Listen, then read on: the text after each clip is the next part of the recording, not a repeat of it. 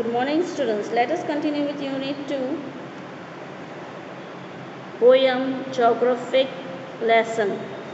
When the jet sprang into the sky, it was clear why the city had developed the way it had, seeing its scale 6 inches to the mile. There seemed an inevitability about what on ground and look have said. Unplanned and without style when the jet sprang into the sky. जैसे कि jet आकाश में उड़ने के लिए तैयार था, तब आकाश पूरा साफ था और वो सिटी से बहुत ऊंचाई तक पहुंच चुका था। वो बहुत कुछ देखने की उड़ान में निकल चुका था। उसके जो वो 6 इंच माइल तक ऊंचा उड़ चुका था और वहाँ पर इनवेटेबल मतलब they can not be avoided, कुछ ऐसी चीज़ थी जिसको वो रोक नहीं पाते थे।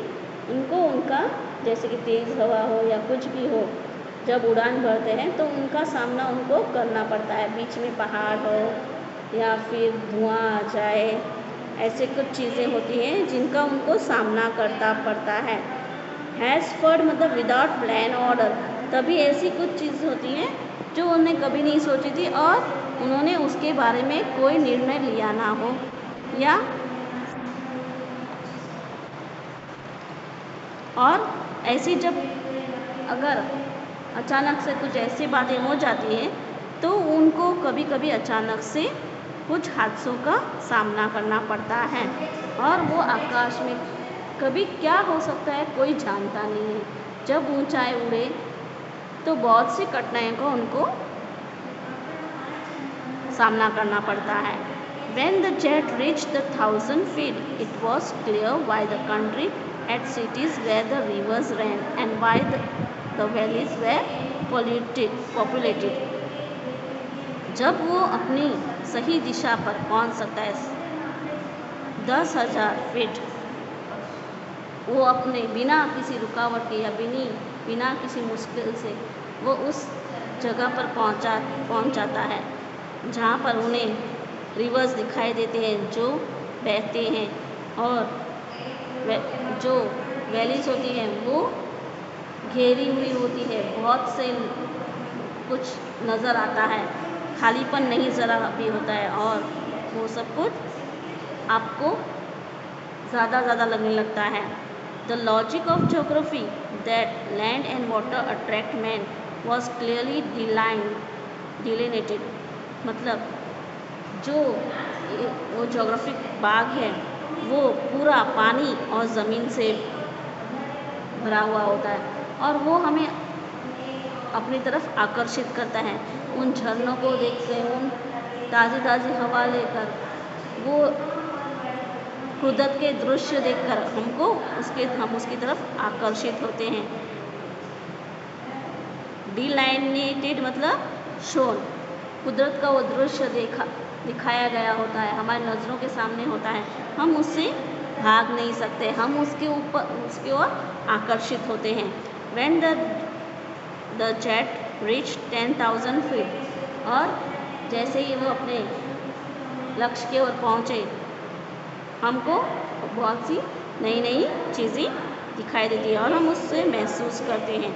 When the jet rose 6 miles high, it was clear on the earth was round and that it had more seas than land.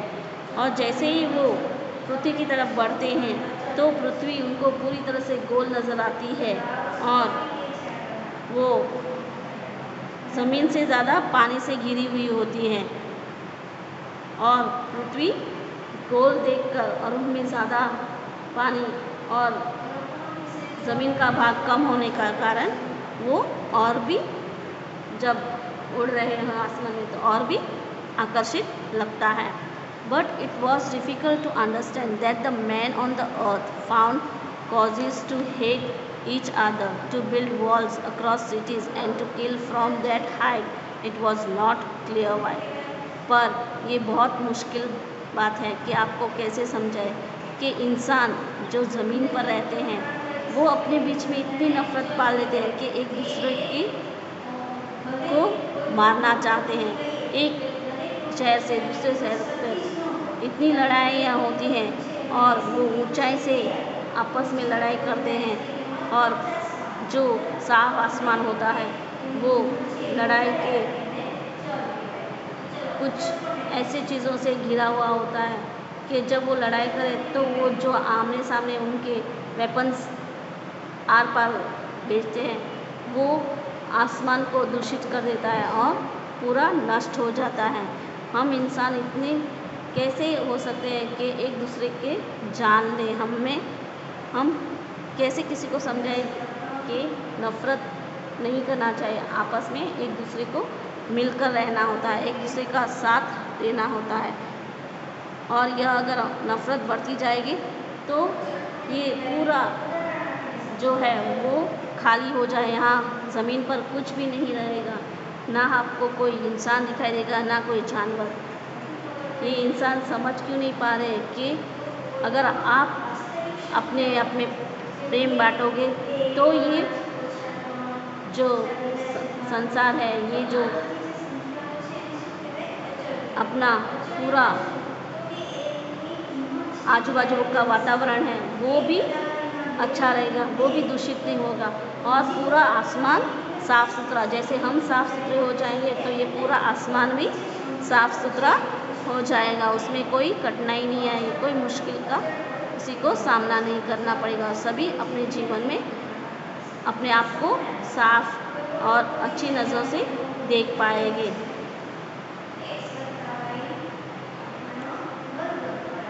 इसी के साथ हमारा यह पोयम खत्म होता है।